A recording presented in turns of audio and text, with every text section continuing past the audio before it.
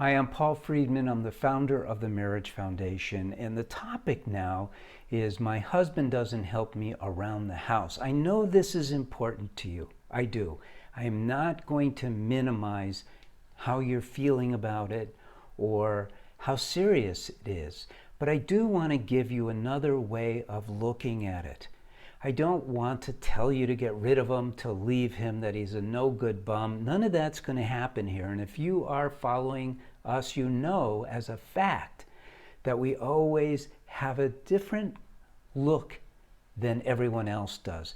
You should subscribe to the Marriage Foundation so you could learn about marriage, I think, the right way. I know the right way. Because we save marriages. We get rid of these painful experiences, and we don't do it by working on the actual problem, because this is a problem that you'll never fix by working on it. Ultimately, if you're going to live in your marriage on a mundane level, a consciousness of he's doing this, I'm doing that, but I'm not as bad as he is, he's really bad, then your marriage is going to cause you pain and suffering till the end of your marriage or the end of your life. You see, what happens, and that we don't learn about, is we are not supposed to live, I call it the mundane existence, and that means the day-to-day existence in marriage, because that's not why you got married. Is that why you got married? To complain about him not helping around the house? I don't think so. I think when you were dating, if someone told you, you know, your husband will not clean around the house.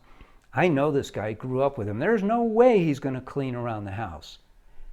You would have found a way to work around that problem. Why? Because you found your soulmate.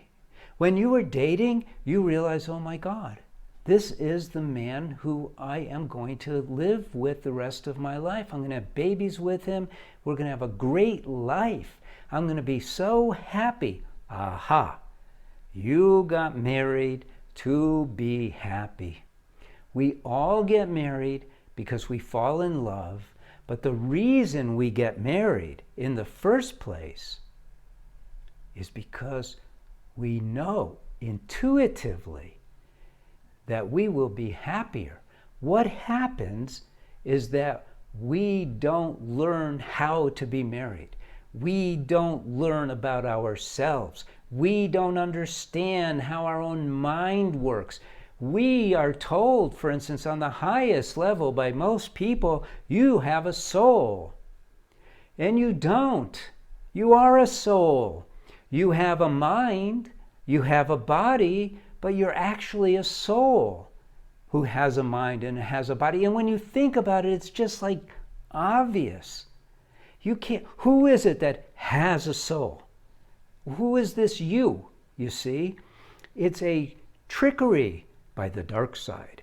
You are the soul, but you have a body. In creation, you don't go anywhere without your body. You never leave home without it. And you never leave home without your mind. So what happens is you, the soul, your innate qualities are joy, love, consciousness. And when you find your soulmate, you're so excited. You found your soulmate. In the world, in most of all these so-called experts, they call it infatuation. It is not infatuation. Infatuation is when you get a new car and you're really excited to drive around in your new car. That's infatuation. No, you have the excitement that is, I found my soulmate. We've been parted for so long. Now we're together again. Let's live in joy. But no one taught us these things. It's just like living and breathing air. You only know that it's oxygen with some other gases, I don't know what they are, that make up air that you breathe. But you can't tell. But once you learn it, you realize, oh, I need oxygen to live. Oh, I need water to live. You don't think about these things. It's the same thing with who and what we are. There are aspects of ourselves we're not aware of because we're not taught. I'm not blaming anybody. What I'm offering to you is information that is there, but the world is a little behind. The Marriage Foundation is cutting edge. And so you're learning this here and now. So when we get to your husband not cleaning, what's happening is your mind is focused on this flaw. Let's call it a flaw. I don't care. Some people will say it's not a flaw. Your husband's going, it's not a flaw. I'm too busy. I'm doing other things. I'm doing this. I'm doing that. Let's call it a flaw. Who cares? When I worked with people in my office, I had a 4x8 whiteboard. That's a big whiteboard, by the way. The reason why I had it is because I used to be a divorce mediator before I started doing this, and you need a whiteboard so you could put your assets here and put the kids' hours here and the husband and the wife, and all. You need a big whiteboard. So I had it.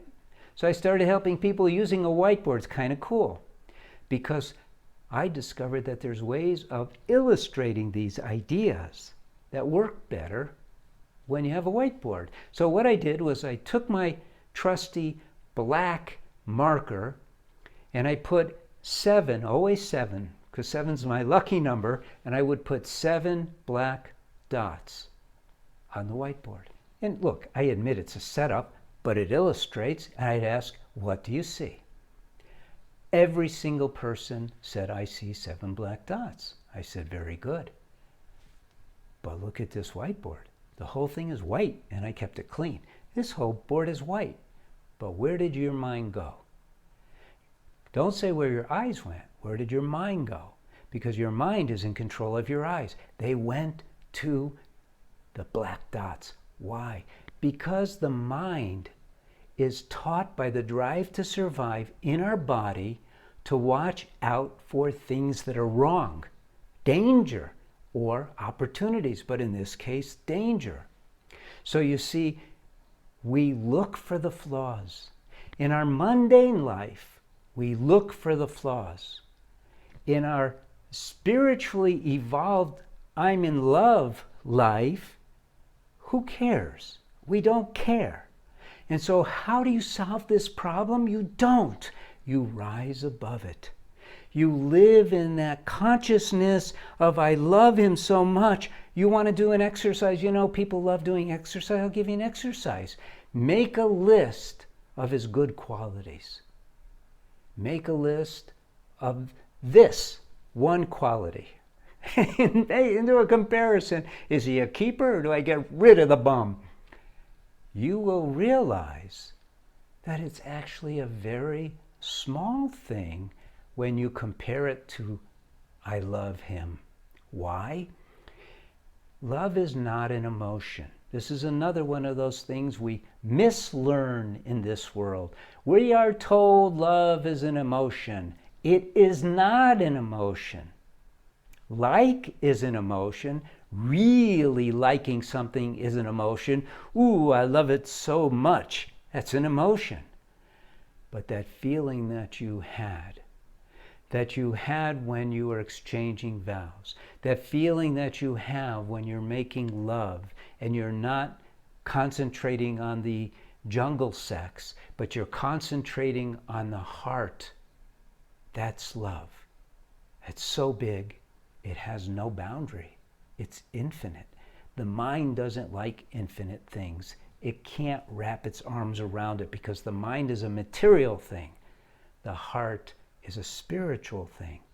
Remember what I said way back? You are a soul. You have a mind. You are a spiritual thing. You're a special creation of God's. And when you identify yourself as the soul, when you reside within those feelings of love, you don't get annoyed by the mundane stuff. You don't get disturbed. You don't get irritated. You don't get angry.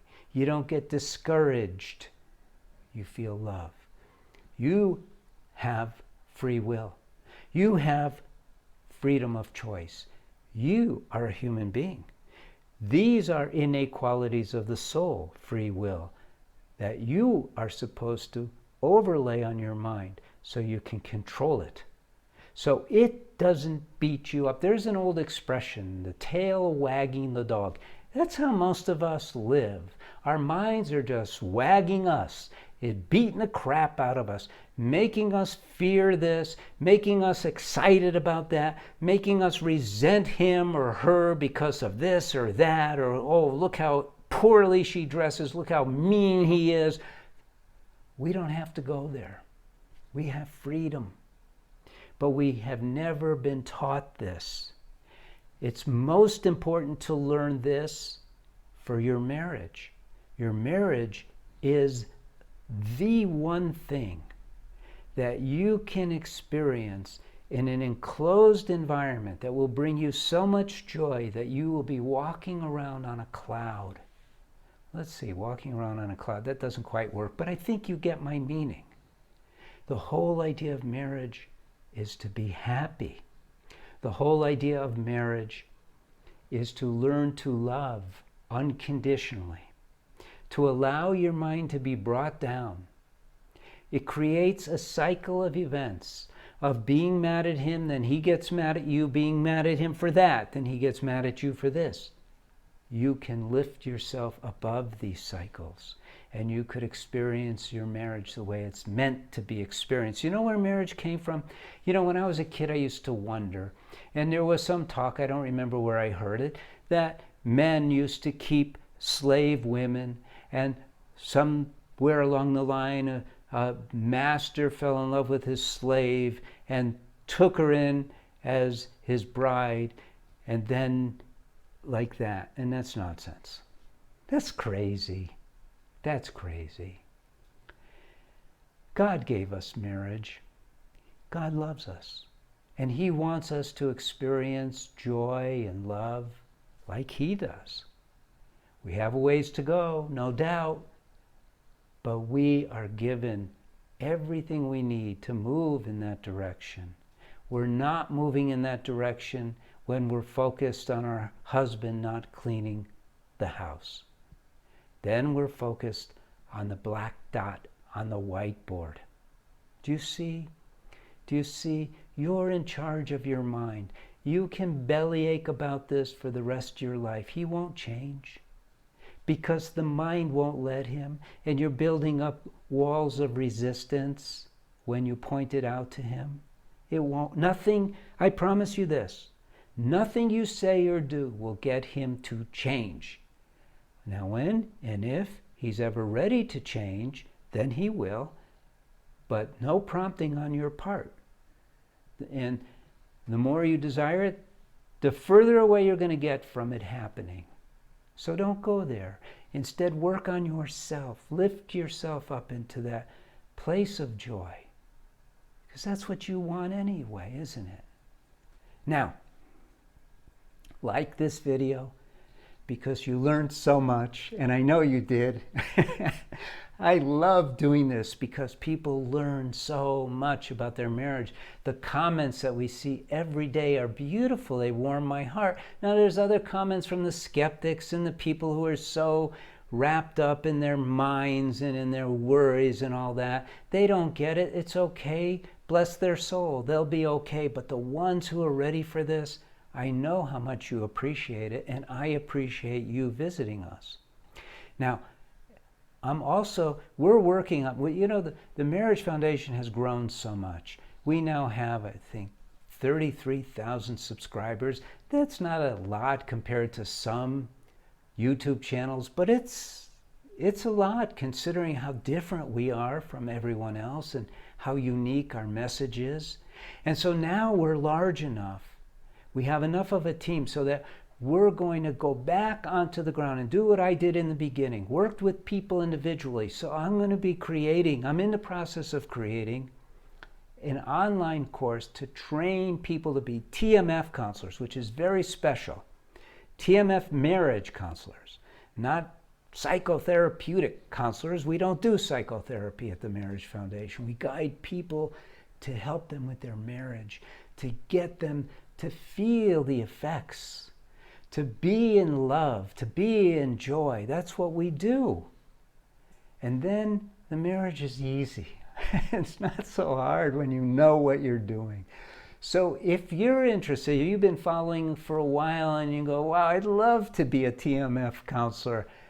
The course is going to be online pretty soon. Well, not the whole course, but you'll be able to sign up soon in the beginning of August 2022, because I know these last for a long time. So we're going to build a really big positive force in the universe with TMF counselors all over the world. We've gotten messages from people in India and Africa and Brazil and Alabama. It's like another world there. And we want to just saturate the world with this right approach to marriage. I'm Paul Friedman. I founded the Marriage Foundation. God bless you. God bless your marriage. Take care.